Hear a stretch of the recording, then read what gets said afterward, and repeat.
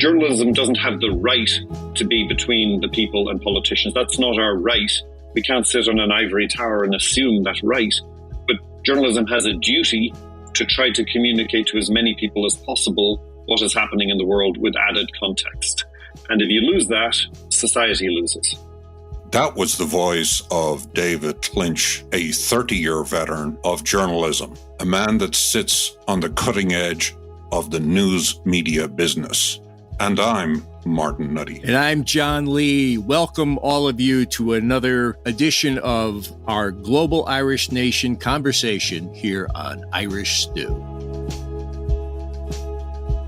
This episode of Irish Stew is sponsored by the Irish Heritage Tree Program. Celebrate your Irish roots by planting native trees for family and friends in the beautiful Golden Vale of Ireland. Go to irishheritagetree.com and use the exclusive discount code today. It's IrishStew10 for 10% off.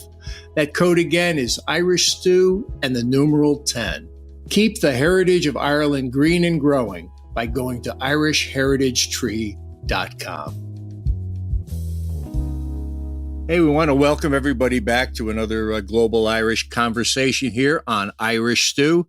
Martin, what do we have in store for the listeners today? Delighted to be back on the podcast. Got an interesting episode coming up. We're actually recording this episode on May 3rd, and there's an awful lot going on in the news media business at the moment. Last week, Fox News agreed to pay a $787 million defamation settlement to Dominion Voting Systems.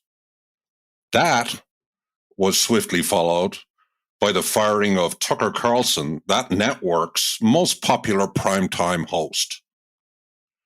More defamation lawsuits are in the offing, not just for Fox News, but also other media outlets. Meanwhile, smaller news organizations are struggling. BuzzFeed is shuttering its news operation, while Vice News also appears to be in trouble. And with all that playing out in the background, I'm delighted to welcome our next guest, who has been working in the trenches of the news business for more than 30 years, both as a reporter and an executive. He lists CNN, Storyful, and now Mather Economics on his resume. And with that, welcome, David Clinch. Thank you, Martin and John. Good morning to both of you. And yes, I have sometimes been described as the Zelig of the news industry. I pop up at every stage of pretty much everything that you've just described happening now is part of my career over the last few years. So yes, we live in interesting times. Yes, we are cursed to live in interesting times. David, I'll just give you my personal reminiscence of meeting you. It probably was a dozen years ago, right about this time of the year, at a kind of global Irish think tank called Tangible Ireland, run by Raymond Sexton. I wonder if you recall that. I absolutely do. Yeah, it's great. Raymond was, and you were both one of the great connecting tissues for young Irish journalists. I had lived here, obviously, in America for a while, but in early Storyful days, there were very few Irish media or technology connections, certainly not on the East Coast in New York. And it was great to have you and Raymond and others organize those get-togethers back in those days. Strangely enough, I will be seeing Raymond in a couple of hours. He's back in town. Oh, good. Well, please give him my best.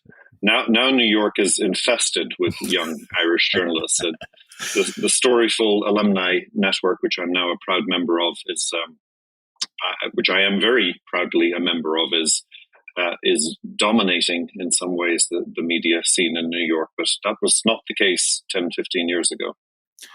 Yeah, we certainly want to talk about Storyful a bit in the course of this episode, but what I want to do is start out this way. I've booked a very fancy restaurant on your behalf. You get to decide who the guests are, but they have to be from the news media. Could be past or present. Tell me who you pick, assuming everybody accepts your invitation, and why? So I have 3 people to invite and myself. Yes. Well, just off the top of my head, I would invite Emily Bell from the School of Journalism at the Tau Center, to be more precise, at Columbia University, who's a colleague and friend of mine for many years. I might invite Margaret Sullivan, who was former New York Times and Washington Post and now writes for The Guardian on the subject of journalism.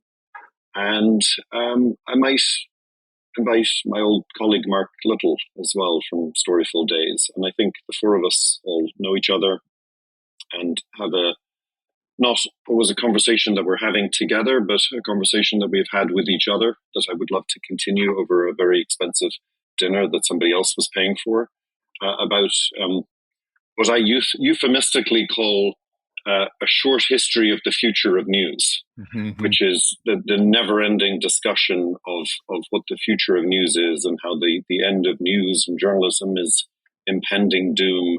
And yet there's always something interesting, always something exciting to talk about with those 3 people. So those would be my choices, and that would be my subject. Martin, did we commit to picking up the check for this? Oh, I think Mark should definitely pick up the check for it. Absolutely, yeah.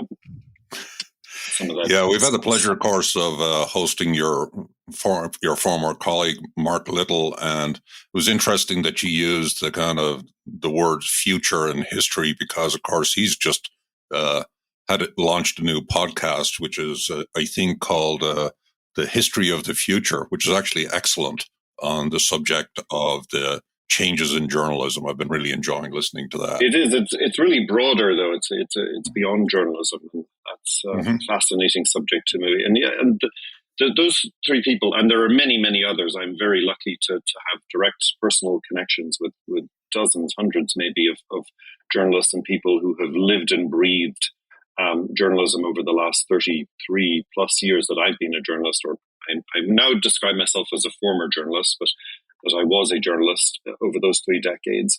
And the conversation about where journalism is going and how soon the end is coming for one version of it or another has never ended.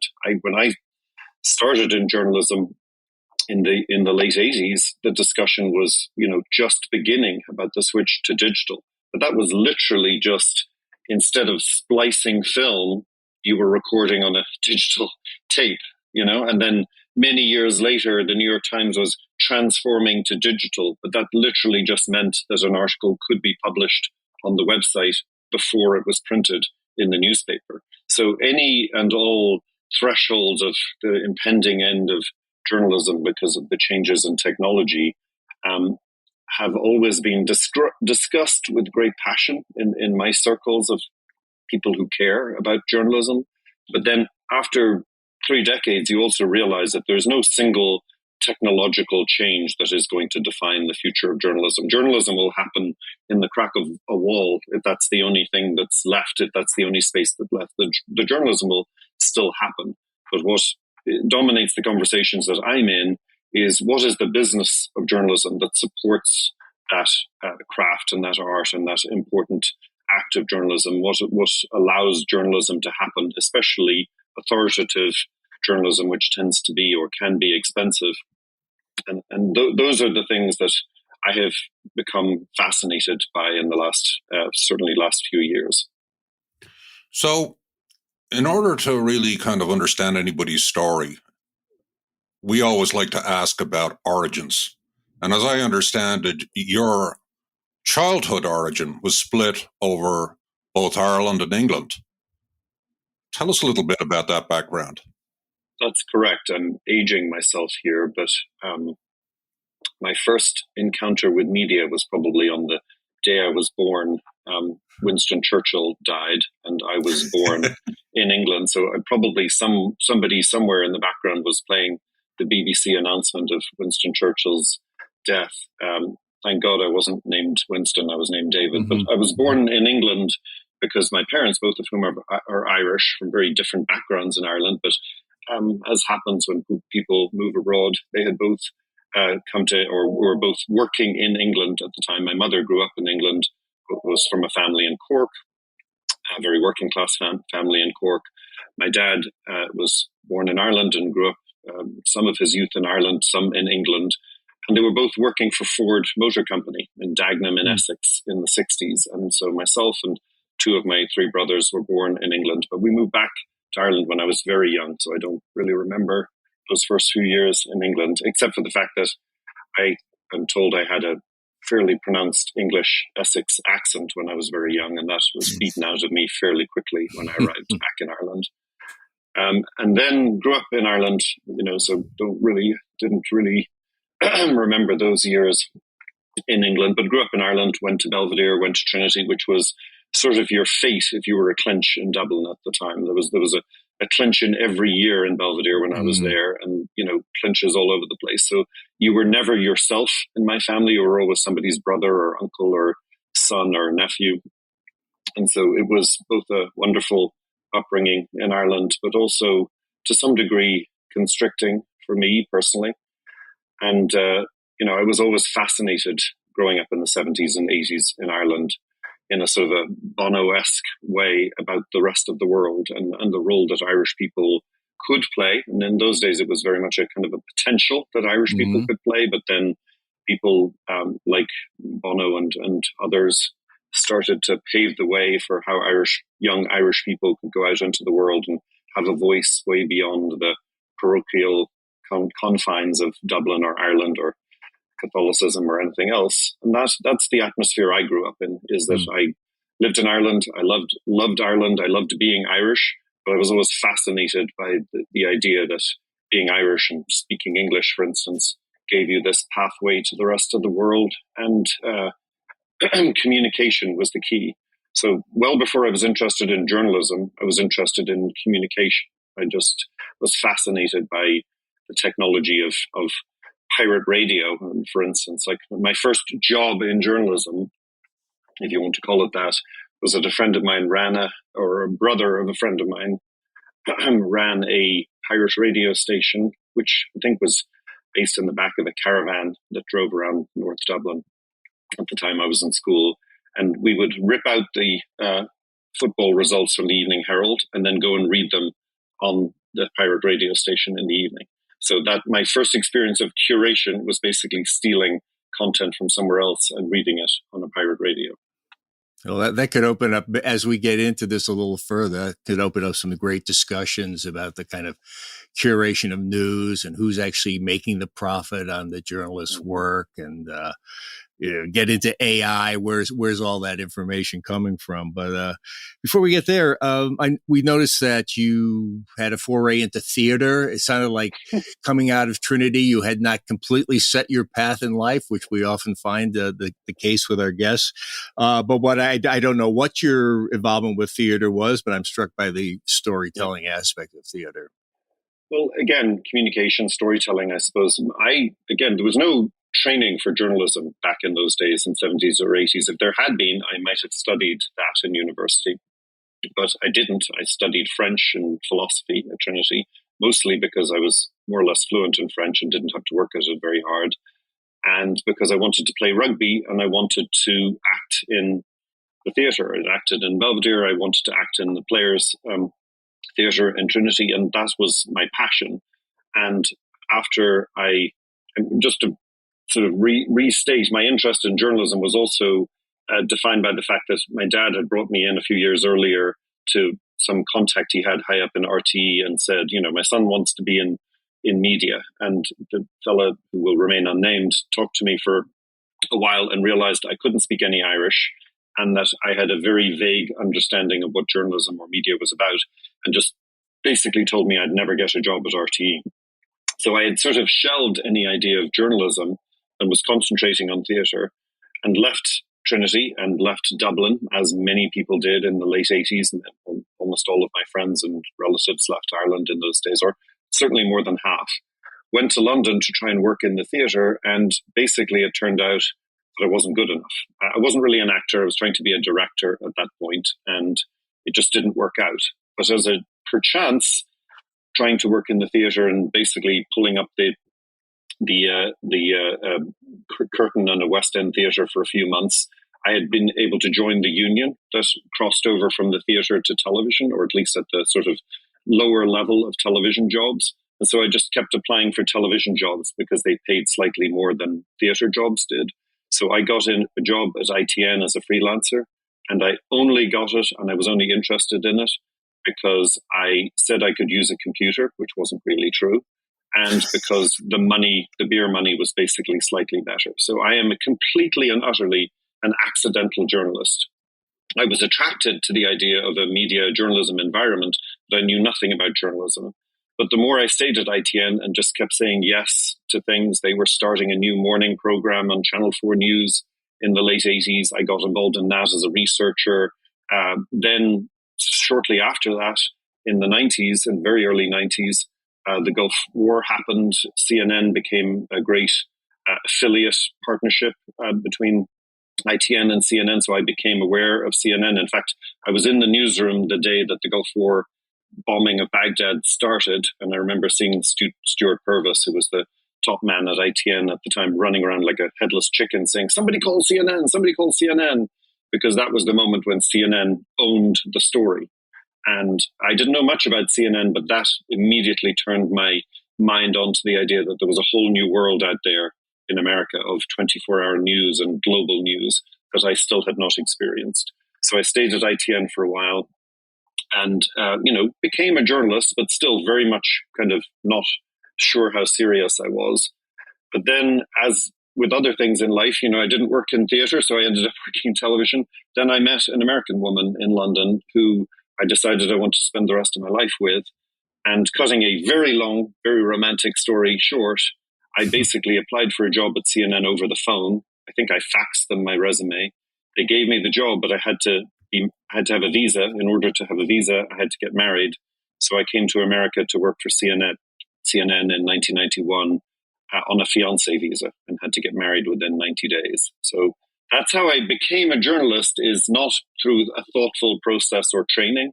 It was beer money, and then turning out I was pretty good at it, and then basically following my heart to America. David, just my story is I was on the other end of that fiancé equation. I brought my future wife in from Italy. All right. Well, 33 years later, we're still married. So it wasn't just for the green card that I did it. But that's the story of how I, when I came here and then started working at CNN, I sort of realized, I had an existential moment. I realized that I had an opportunity to be a journalist. And CNN in those days, in the early 90s, was suddenly this massive magnet of people from all over the world who wanted to come. And, I'm not going to say I gave up everything for Ted Turner and, sort of a messianic feeling about the future of journalism. But in retrospect, there were a lot of people like me who gave up a lot and switched their entire lives to come and live in Atlanta and not earn very much money in order to do journalism and to do it in a way that it had never been done before.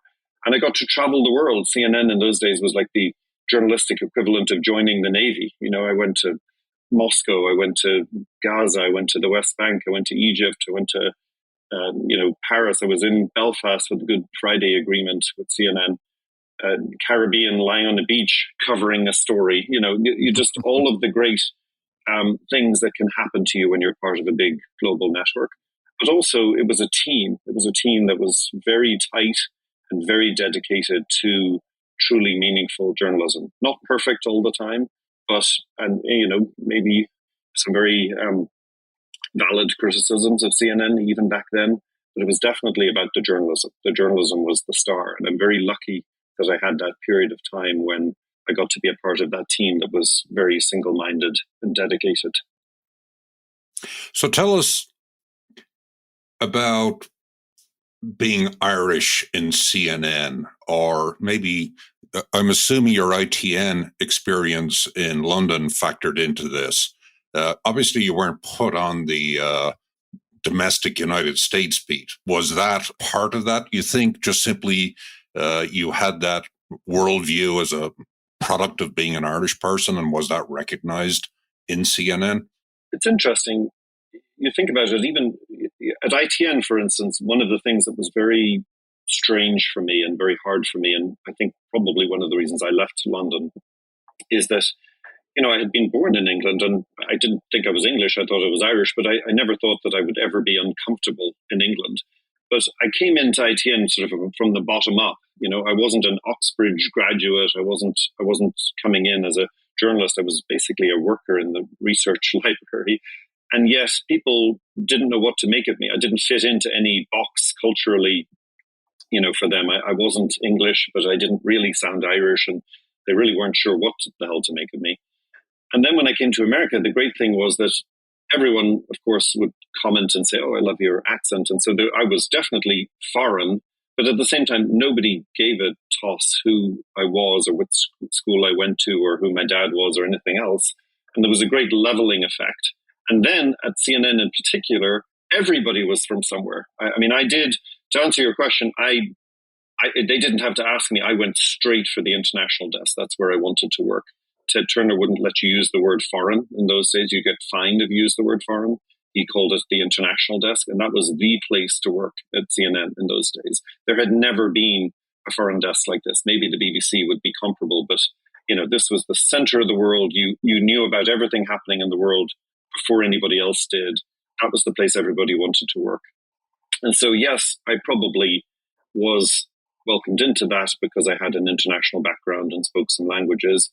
But it was also what I wanted immediately. It just, having not thought that much about journalism up until that point, I was very thoughtful and purposeful and intentional about connecting to the international desk. That was, your theme is Global Irish. I literally was, as were many other people in those days, the personification of that. I had had a global perspective my whole life growing up in Ireland. And then suddenly I had the ability to do that, to actually put that into practice. What does a global perspective mean? If you have to cover every story all over the world, is a story in Africa more important than a story in Asia? Are people of one color more important than another color? You have to actually put that into practice when you're working in that environment. You have to have a very egalitarian, very global, very non-polar perspective in order to do that job well. And that's what we were. We were a team of people. There were, of course, many Americans there, but they also had global perspectives. And it was a team gathered around the idea that you could cover every part of the world as if it was as important as any other. David, looking at that Irish identity question that Martin raised from a different perspective, when you're out there on the front lines of journalism, Moscow, the West Bank, did that Irish identity, that Irish accent, was it a door opener in any way? Did it kind of lower the temperature around the potential American journalist coming at someone?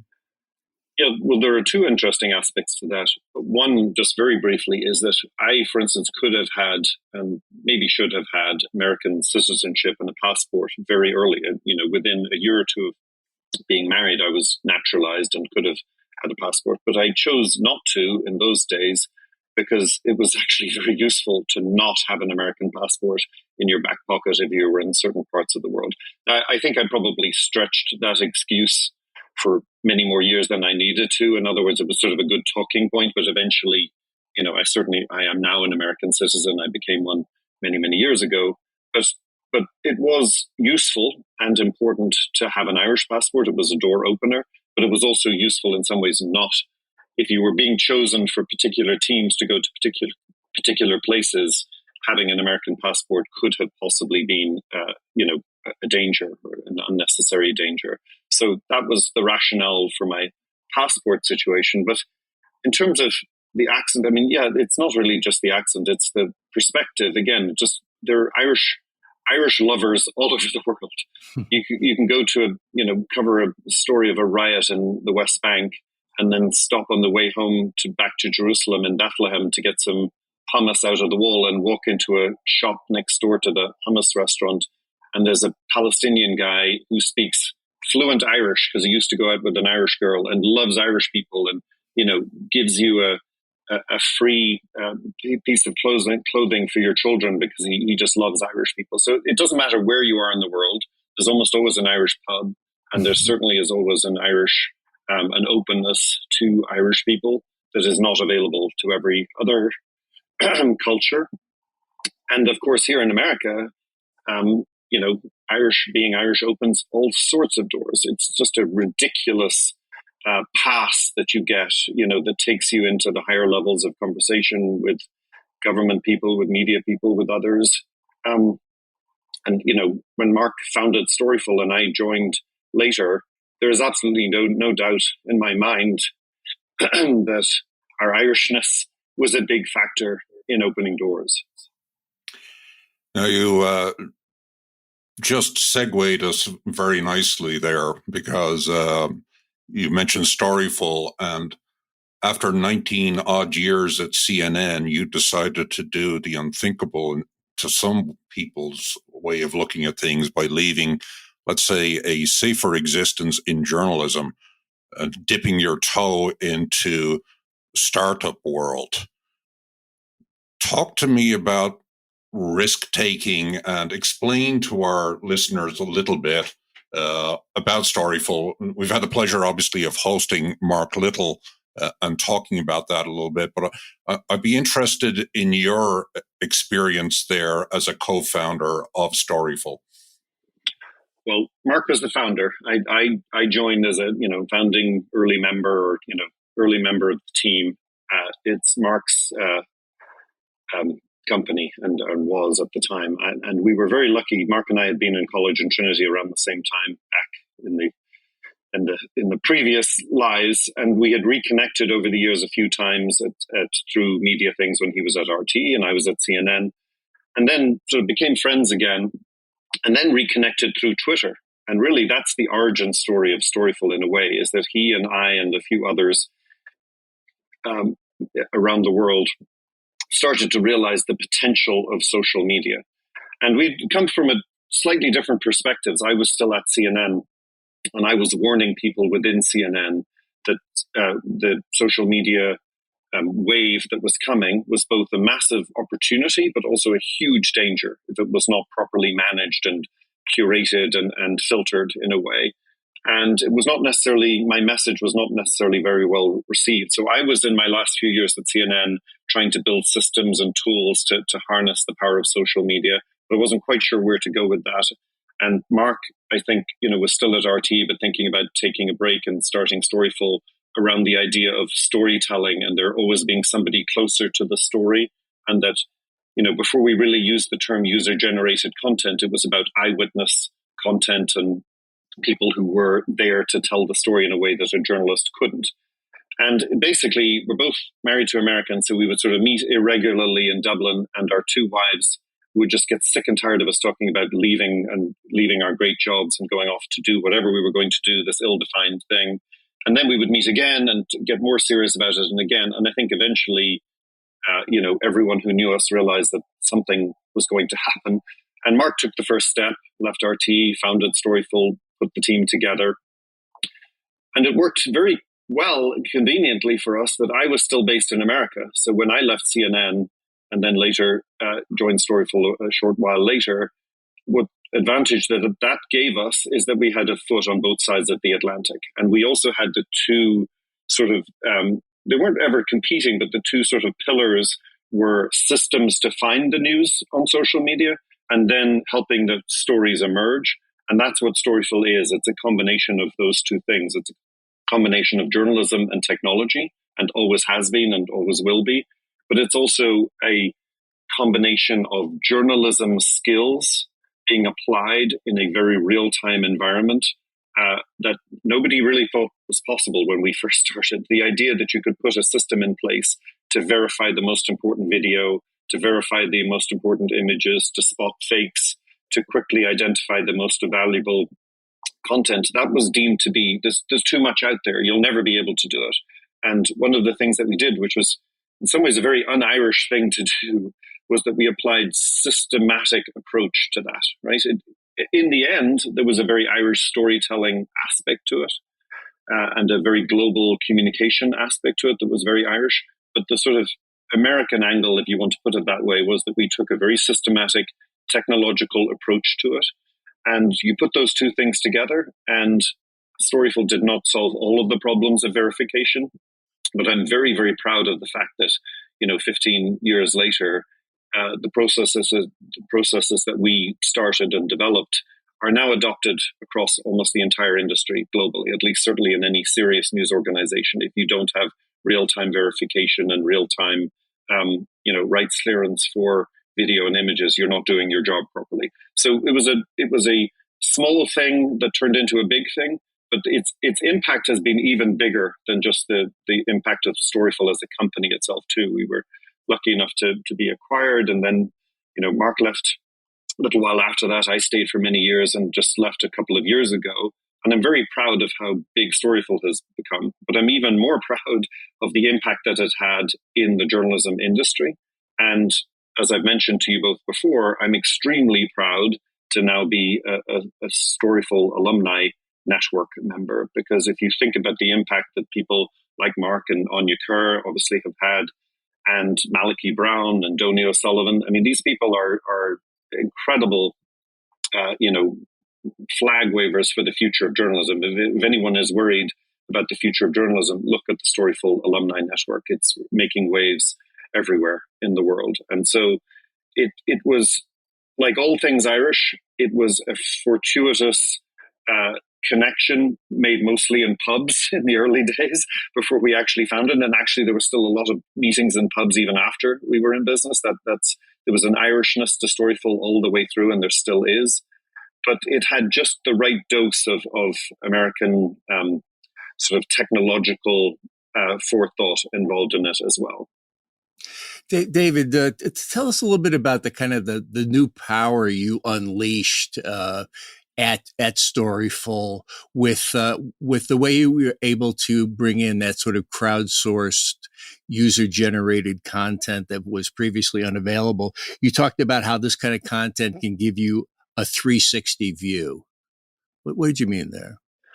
Well, I will tell you that was mostly aspirational and, very sort of rose-tinted Irish eyes idea at the beginning. But the idea has come to fruition. The best way to answer your question is to look at what's being done now. Malachy Brown worked at Storyful for many years and then left to join the New York Times.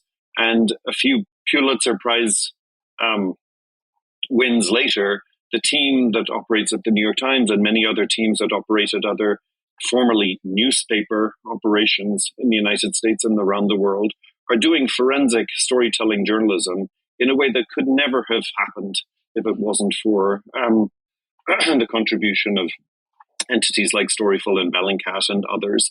There is a new approach to journalism, real-time journalism, forensic digital journalism that I think Storyful did help unleash. Again, it was not the only power behind that, but it required a form, and Storyful was one of the earliest forms of that kind of journalism. It's now taken for granted that exists across the whole industry. But the other thing that you have to think about Storyful is that it was also about trying to make money from this content as well. It was about winning awards, and it was also about making money. One of the things that, going back to CNN days, we always used to joke that Larry King paid for the Baghdad Bureau. You have to have something that supports your journalism, right? And one of the magic things about Storyful was that while we were very much more interested as journalists in the hard news and the digital verification, that digital verification was just as important for the viral video that was going to make somebody hundreds of thousands of dollars. And if you didn't take that seriously, you wouldn't make your money, and you wouldn't make money for your clients and your partners. And so we took the approach from the very beginning that it was just as important to verify the silly viral videos as it was to verify the important ones from a news story. And that has actually proved very important later, because now we're in a world where you can fake anything. You can fake a viral video, you can fake a political video. Donny O'Sullivan did a story just this week at CNN about an entirely AI-generated political ad that the Republican Party did, right? So in our approach, being centered around the importance of journalism, we sort of accidentally also created an approach that's very important for the entire content set across viral videos and everything else. But there's also just a fundamental base application of journalism within society. And that is best described as don't trust anything. Don't even trust yourself online. You have to verify everything. And our approach at Storyful was don't trust anything, don't even trust yourself, always get verification, always get proof, always get second opinions, always get another perspective. And even one video showing something definitively, you need another angle or a third angle or a fourth angle to be absolutely certain of what you're seeing. So our impact, I think, at Storyful was way beyond just the wonderful things that it achieved in journalism and in terms of making money with videos. It also is a fundamental part of the way people need to live their lives nowadays. Mm-hmm. It also rubs up against a subject I'm very interested in, which is the value of journalism. And people don't necessarily care that much about journalism. And if they don't care about journalism, why should it be valued by society? And I think that you're at an interesting inflection point where one of the things at Storyful that we always would push back on a little bit was the idea of citizen journalism. I mean, we toyed with that phrase for a while, but in the end, there's no such thing as citizen journalism. You're either a journalist or you're a citizen, right? And if you're a citizen, your content has to be verified. If you're a journalist, it has to be verified. But now you're in a world where people don't know the difference. A lot of the audience does not know the difference between a journalist and a non-journalist, an influencer or an eyewitness. And it's become a little bit dangerous out there because the sources of content and information are so widespread and so muxed together that it's very hard now to distinguish yourself as a source of proper, full journalism because everybody has an opinion, everybody's producing content. And that's very concerning for me, that journalism has lost its way a little bit. Yeah, you're touching on an area that I find particularly interesting. I wonder if you have any thoughts on the status of journalism in the United States versus, let's say, in Western Europe. So in the United States, it strikes me that there are certain members of the political class that are aggressively attacking journalism. So talk to us a little bit about that, a little bit of a compare and contrast. Well, I would rather say that I think that America is as often happens, is a few years ahead of Western Europe and the rest of the world when it comes to the status of journalism. And not in a good way necessarily. What you're looking at in America right now, which is, as you mentioned, huge challenges at the top of the pile in journalism here in the United States, where newspapers and others get attacked by politicians all the time. And then, just from a business perspective, a lot of the digital startups and others that were meant to change that model and broaden the appeal of journalism have either failed or are failing.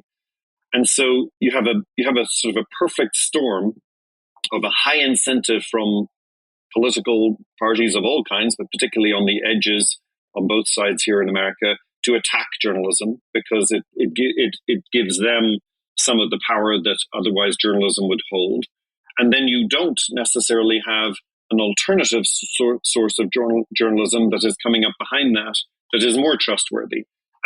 The idea was with some of these digital startups was that they would be the trust center for the next generation, that younger people would put trust in a brand like Vice or BuzzFeed or something else because they, had given up on the New York Times or CNN or the Wall Street Journal, and they were seeking new places that understood them and spoke to them.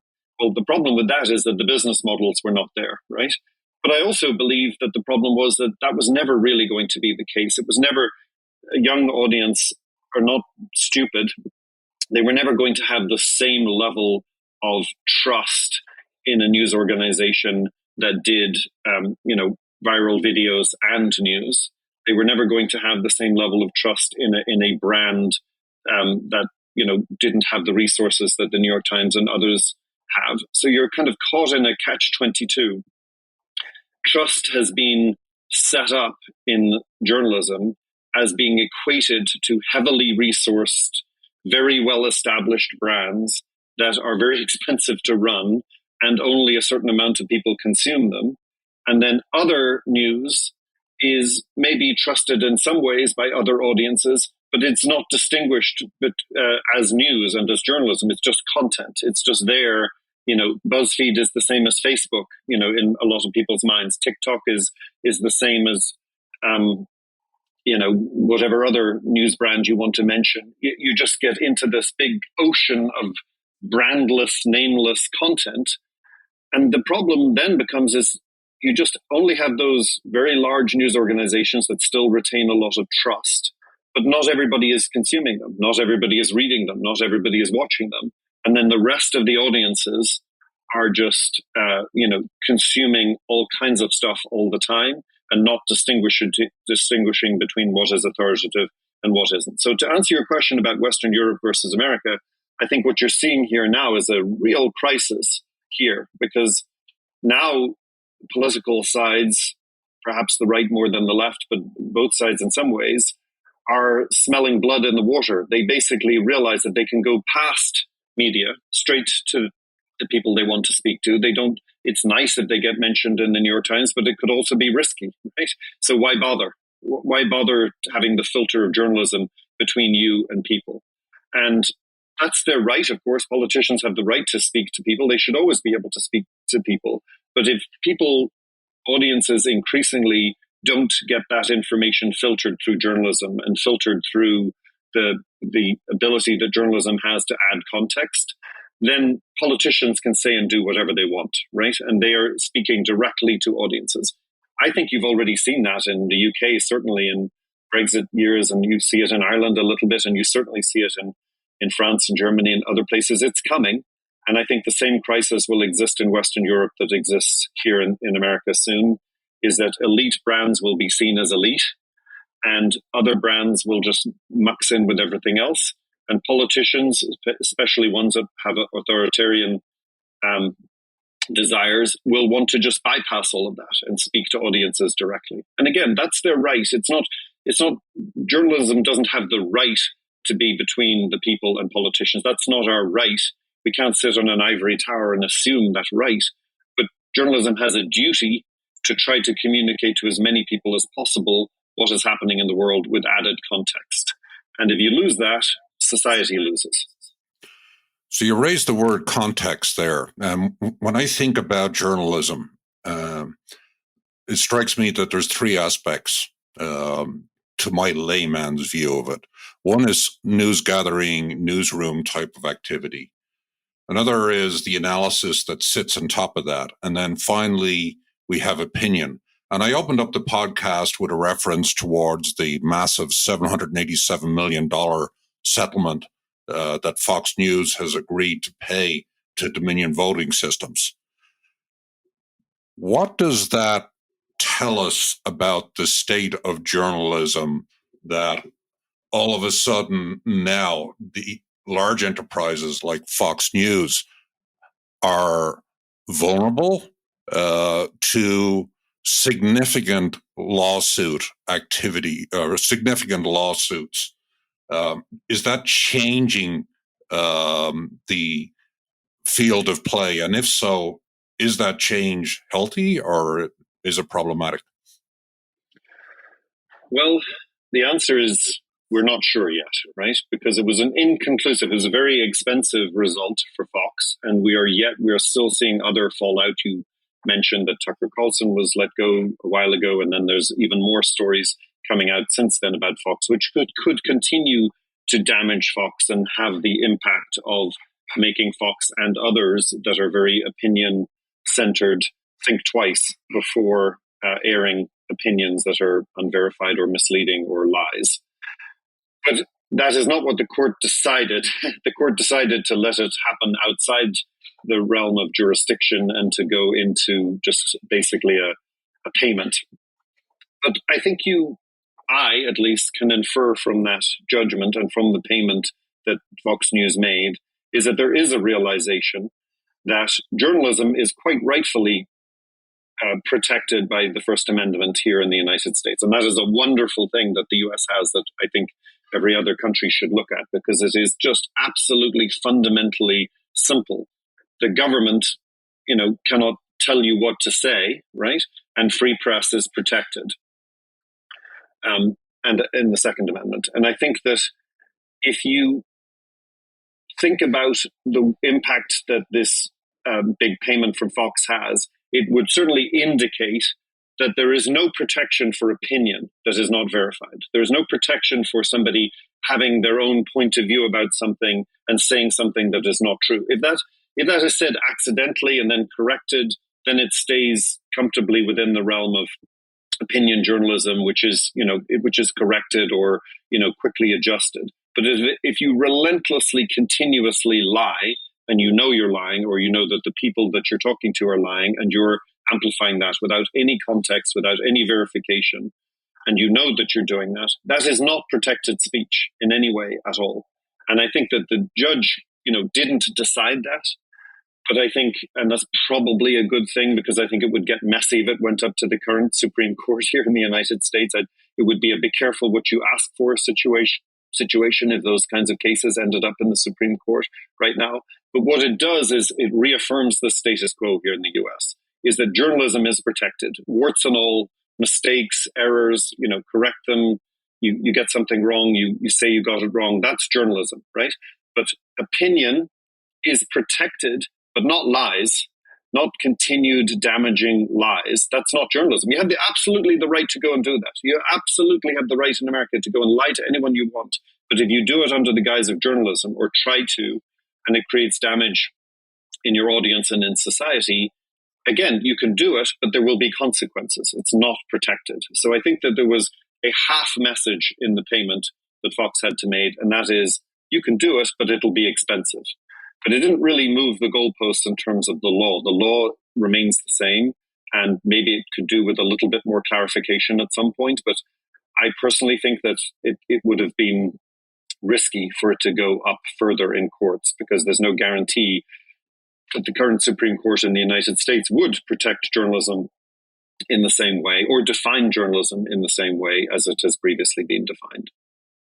So, David, let's move for you to the present and into the future. What are you doing these days, and what do you got on the horizon?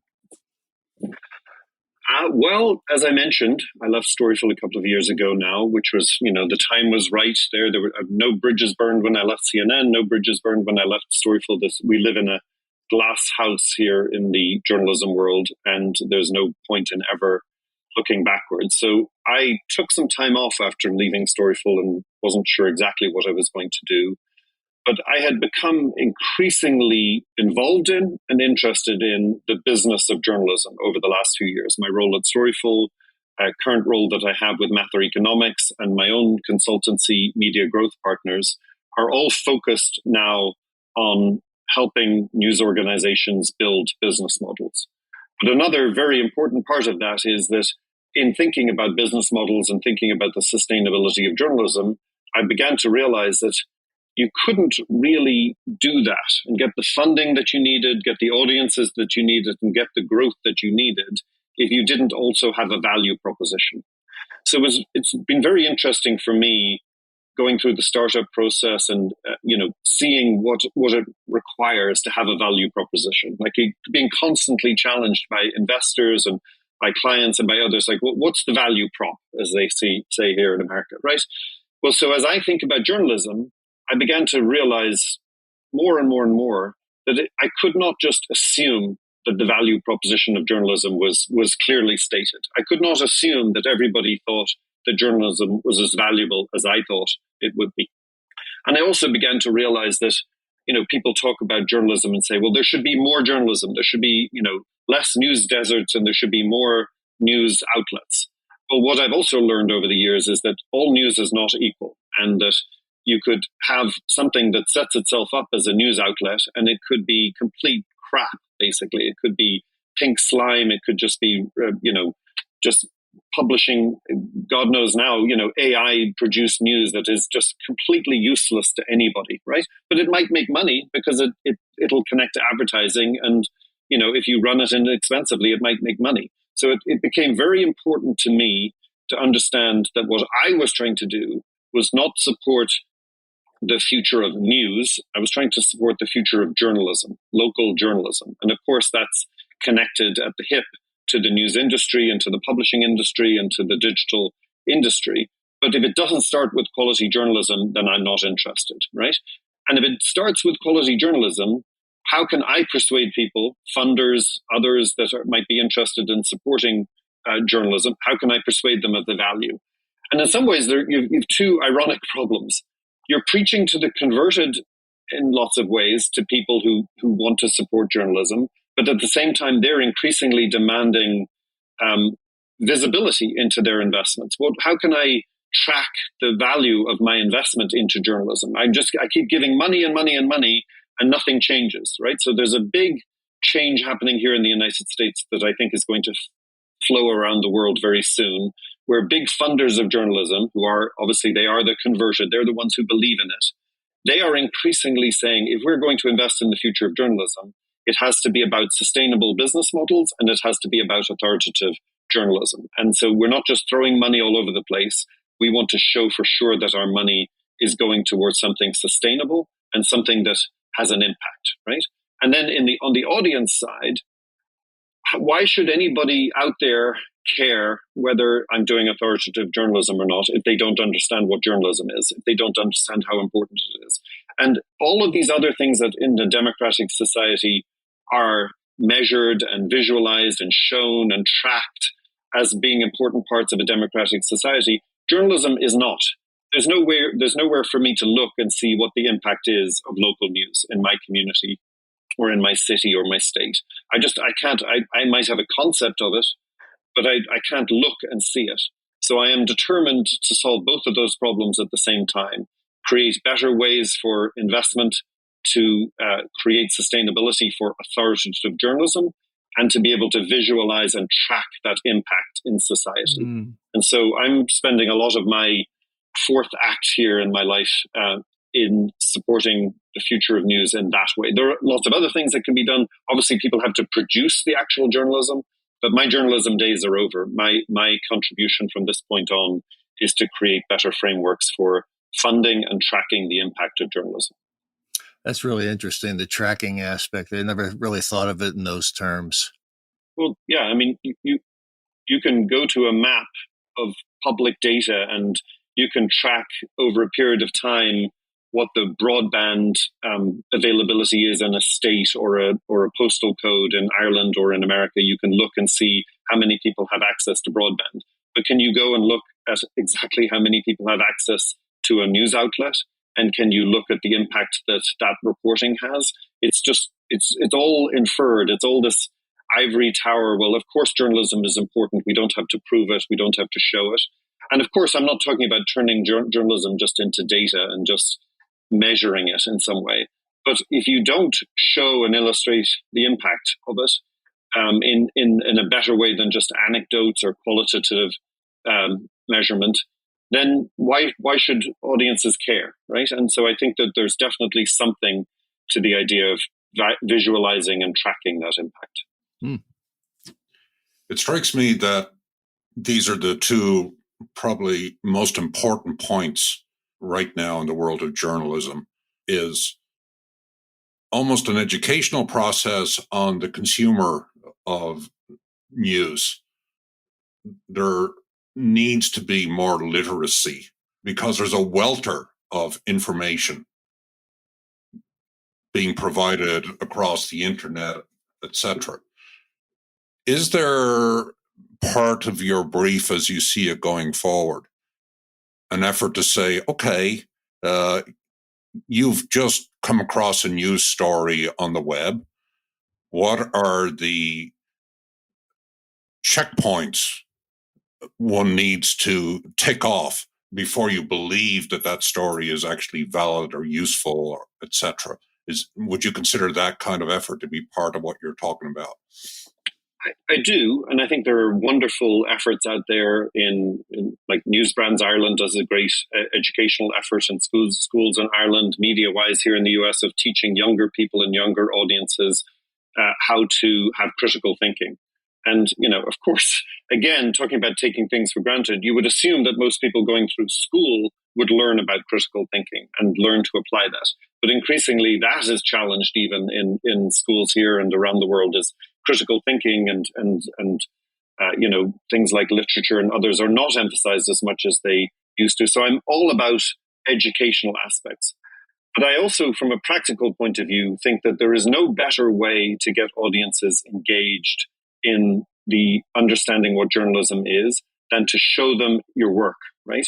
And interestingly, digital forensic journalism, the kind that Storyful started and is now used everywhere, is actually a wonderful way to get people fascinated by and turned on to the amazing aspects of verification. Like just the magic wizardry of a Bellingcat or a New York Times investigation into something in Ukraine or elsewhere, just the incredible forensics of how did you intercept that audio? How did you correlate it to the exact time in the video? How did you know how many bullets were fired? All of these just amazing parts of the process, which are normally hidden behind and only turn up in one shot in a package. If you expose your process and talk about the challenges and what your level of certainty is about things and how you make decisions about what to report, I think that engages audiences just because it's very cool, but also because it then encourages them to apply the same kind of forensic thinking in their lives, in what they're seeing and what they're doing. Like, oh, I saw that CNN piece about an AI political ad. How do I know that this other ad isn't AI? How do I know that that image isn't AI? So I think that showing and exposing the process of verification, digital verification in particular, you don't have to. It doesn't have to be a hammer over the head. You don't have to overdo it, right? But you can just, by telling the story and also exposing the process as you go, you can actually encourage your audience to then go out and be, apostles for you in the world of saying, hey, you don't believe everything you see. I just saw this piece that made me think twice about things that I see. So I think education is a part of it, but I think that journalism actually has created an opportunity for itself in the new form of journalism that exists about pretty much any story that happens everywhere requires now multiple levels of verification, multiple levels of certainty about what you're seeing and hearing. Don't believe your eyes, don't believe your ears, don't believe anything that anybody says. Verify everything. And if you can help your audience understand that and how important it is to do that, they will, first of all, trust you more. And then secondly, they will take some of that skill set themselves into their own lives. David, you brought up local news, which sounds like an increasing focus for you. There's like the idea that the news is out there, but we're not seeing it. We had the case recently of the election of George Santos, who appears to have been fraudulent in every aspect of his biography and possible criminal activities. Everybody was like, how come we didn't know this beforehand? A local paper, a local news outlet knew it beforehand. They wrote about it, and it didn't have the right impact. Well, so that's actually was one of the inspirations for this new framework that I'm trying to develop here, which is that, again, local news just for the sake of it is not what I'm talking about. Like, just the fact that there is a news outlet in my town or city is not in and of itself, doesn't say anything. It could be terrible. It could be run by the local businesses and only reporting on what they want to report, right? It is true journalism. And if it is, it should be seen as true journalism and valued. And to your point about George Santos and similar stories all over the world, there needs to be a better way to alert the world to that local journalism when it should be come above the fold. But even if it doesn't, and it's not always possible to spot what is important until later, but when it does happen later, and then people look back and realize that the local newspaper was reporting it, there should be some value assigned to that local journalism. And maybe that's not monetizable value. Maybe it's accreditation or attribution or some sort of licensing model or something. But when local news is the origin of a story, when a local journalist is the one that starts it, there has to be a better way of attributing to that and valuing that going up. And I think that's part of what I'm talking about tracking, right? Is that when you are a local journalist, you own a story, it shouldn't be a good thing for you to turn around 6 months later and say, oh, I did that story 6 months ago, and I'm now happy it's in the New York Times. The New York Times should be, by definition, should be recognizing your work and attributing and linking back to your work. And that value should be captured so that local news is never lost. It's never an afterthought, right? So that's a very important part of what I'm trying to do as well. So, David, this has been a fascinating discussion, but we're getting to that point in the podcast where we have to introduce our friend Seamus Plug. Mm-hmm. So clearly you've been pointing towards this new effort. So I'm guessing you're going to plug that, but is there a place where people can go and see or get in touch with you regarding this two-pronged effort you have to make the world of journalism, let's say, a little bit more robust? So where should we look? Well, whenever I go to events or anything else and people say, do you have a card? I always say, if you need a card to find me, then you don't deserve to be connected to me, which is very condescending of me and a joke, obviously. But, people, I think, know how to find me. I'm on Twitter at David Clinch News. I'm on email at david@mediagrowthteam.com. That's where I'm concentrating my outreach at the moment. We're sort of still in stealth mode a little bit on this framework that we're building.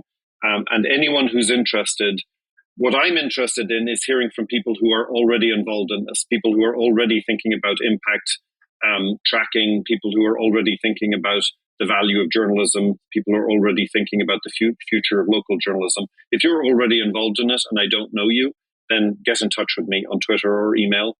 And, let me know, because one of the great things about what I've done in my career and that I'm still interested in doing is a very Irish process of organized laziness. I don't want to build anything that already exists. I don't want to replace anything that already has value. I just want to be able to curate those things, bring them together, and maybe create a new framework where all of those things can be seen. So I'm in that mode at the moment of gathering connections, contacts, existing resources, anything that's out there that I should be aware of in this realm of tracking the value of local journalism in particular, anywhere in the world. Get in touch and let me know, and I'll show you what I'm building.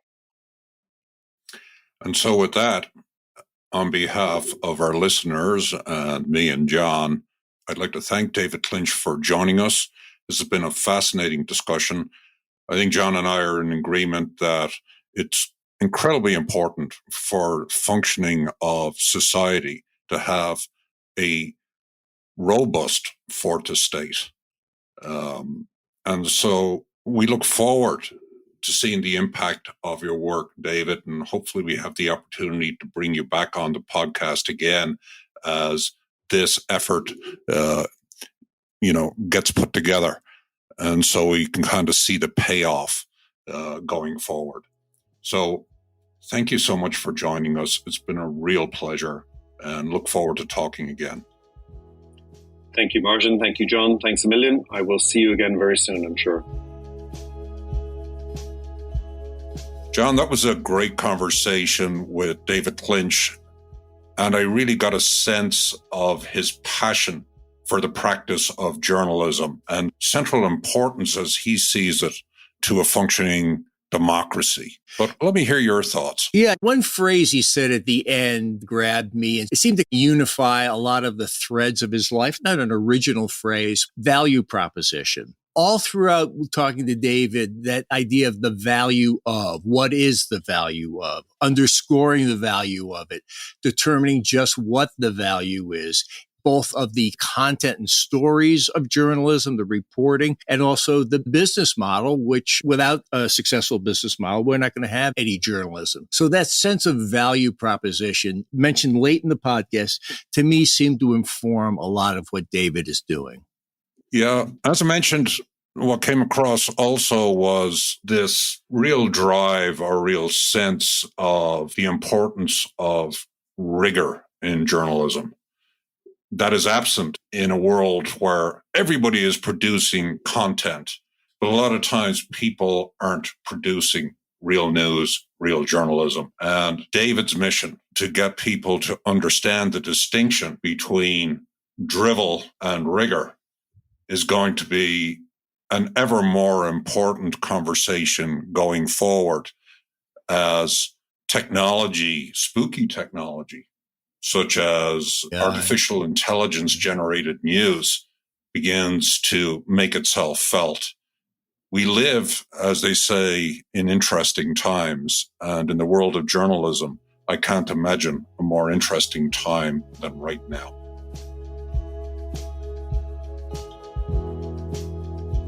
Irish Stew is produced by John Lee, Martin Nutty, and Bill Schultz. Editing, mixing, and mastering by Bill Schultz. Music on Irish Stew was composed and performed by Rosa Nutty, with Donald Bowens on drums, Cathal O'Riordan on bass and synthesizer. For more on Rosa Nutty's music, please visit rosanutty.com.